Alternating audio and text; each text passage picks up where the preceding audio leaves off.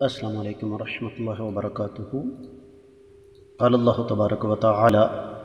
بعد اعوذ باللہ السمیع العلیم من الشیطان الرجیم وَإِن يُرِيدُوا خَيَانَتَكَ فَقَدْ خَانُوا اللَّهَ مِن قَبْلُ فَأَمْكَنَ مِنْهُمْ وَاللَّهُ عَلِيمٌ حَكِيمٌ۔ معزز خواتین و حضرات، اللہ ملک العلام رب ذوالجلال والاکرام کی توفیق اور اس ذات بابرکات کے فضل و کرم سے آج بدھ کا دن ہے، 5 جمادی الاولی 1441 ہجری، 1 جنوری 2020 عیسوی،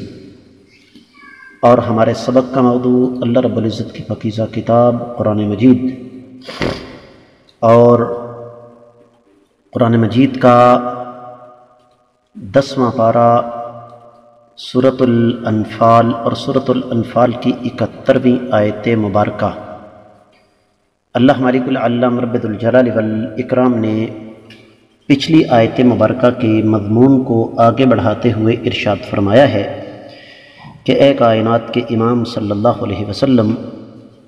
وَإِن يُرِيدُوا خَيَانَتَكَ، اور اگر یہ قیدی جن کو آپ نے مال فدیہ لے کر چھوڑ دیا ہے، یہ یا ان کی سرپرستی کرنے والے دیگر کافر آپ کے ساتھ خیانت کریں، دغا کریں، فقد خانوا اللہ من قبل، تو یہ اللہ تعالیٰ سے دغا کرنے کی اس سے پہلے کوشش کر چکے ہیں، فَأَمْكَنَ مِنْهُمْ، پس اللہ ملک العلام رب ذوالجلال والاکرام نے ان کو آپ کے قبضے میں کر دیا۔ واللہ علیم حکیم، اور اللہ تعالیٰ جاننے والے اور حکمت والے ہیں۔ لفظی ترجمہ آپ نے سنا ہے، بامحاورہ ترجمہ سماعت فرمائیے گا۔ اور اگر یہ آپ کے ساتھ خیانت کرنے کی کوشش کریں تو یہ اس سے پہلے خیانت کر چکے ہیں، اور اللہ تعالیٰ نے انہیں آپ کے قبضے میں کر دیا ہے، اور اللہ تعالیٰ جاننے والے حکمت والے ہیں۔ امام ابن کثیر رحمۃ اللہ علیہ اس آیت مبارکہ کی تفسیر میں کوئی لمبی چوڑی بات نہیں کرتے،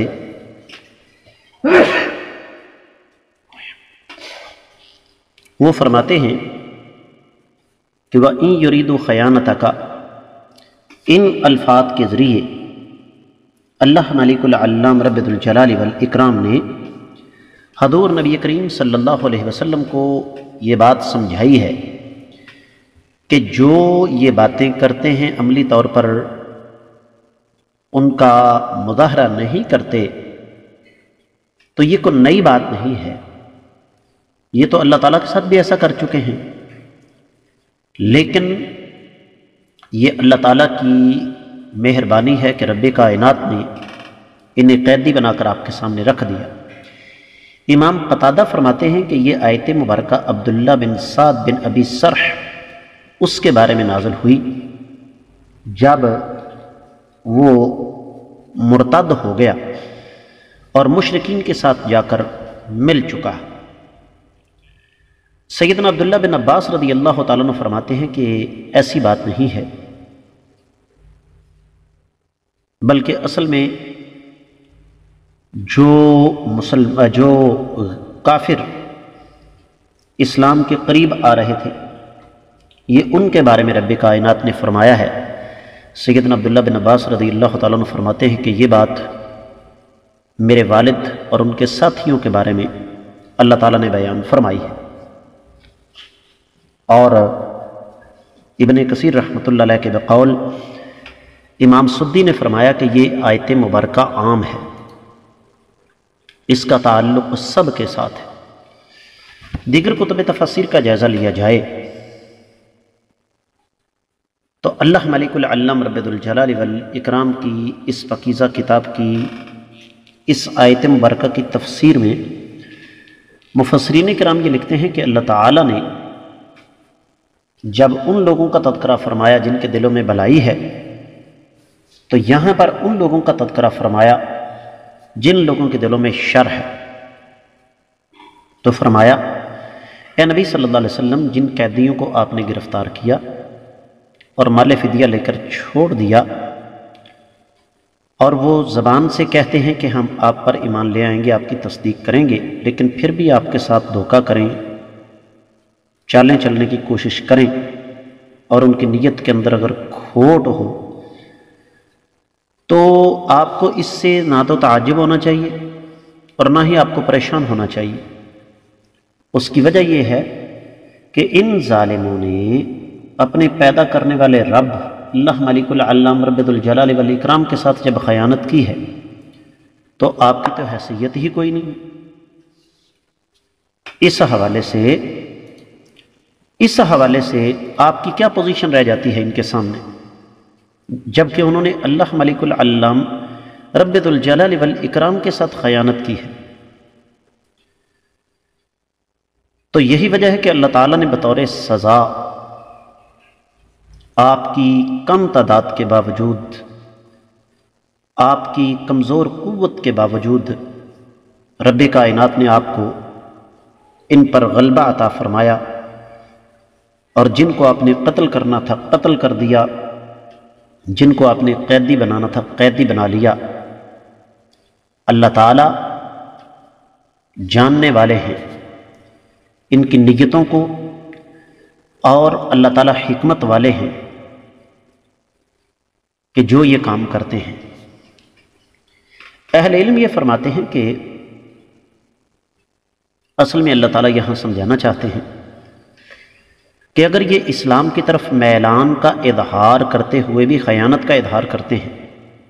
خیانت کا ارادہ ہے ان کا، زبان سے یہ کہتے ہیں کہ آئندہ ہم نہیں آپ کے خلاف لڑیں گے،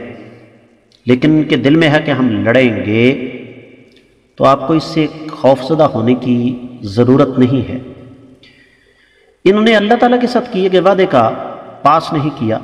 تو آپ کو یہ کیا سمجھیں گے؟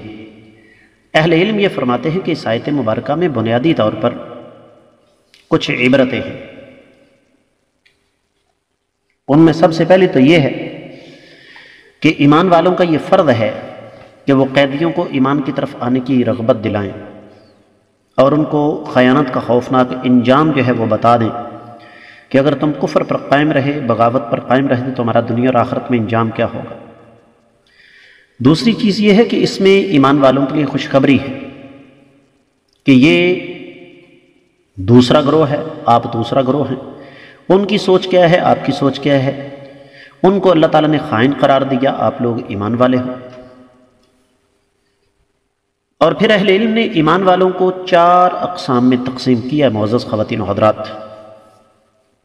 سب سے پہلے المہاجرون الاولون، جنہوں نے غزوہ بدر سے پہلے ہجرت کی صلح حدیبیہ تک۔ دوسرا درجہ ہے انصار، جو مدینہ والے تھے، انہوں نے کائنات کے امام صلی اللہ علیہ وسلم اور آپ کے ساتھیوں کو مدینہ میں پناہ دی۔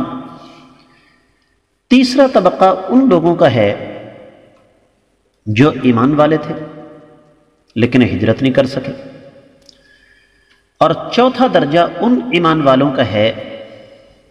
جنہوں نے صلح حدیبیہ کے بعد ہجرت کی۔ تو حاصل کلام یہ ہے کہ اگر اس آیت مبارکہ کو تھوڑا سا توجہ کے ساتھ پڑھ کر سمجھنے کی کوشش کی جائے تو اللہ تعالیٰ نے بین السطور ہمیں ایک بڑی ہی اہم بات بتائی ہے، اور وہ یہ کہ قیامت تک آنے والے مسلمانوں کو یہ بات ذہن نشین کر لینی چاہیے کہ کافر کسی وقت بھی خیانت کر سکتے ہیں، بے شک آپ ان کے ساتھ جتنا مرضی حسن سلوک کریں۔ اس کے ساتھ ہی آیت مبارکہ کی مختصر تفسیر مکمل ہوئی۔ اللہ نے چاہا تو کل ہم اگلی آیت مبارکہ پڑھیں گے۔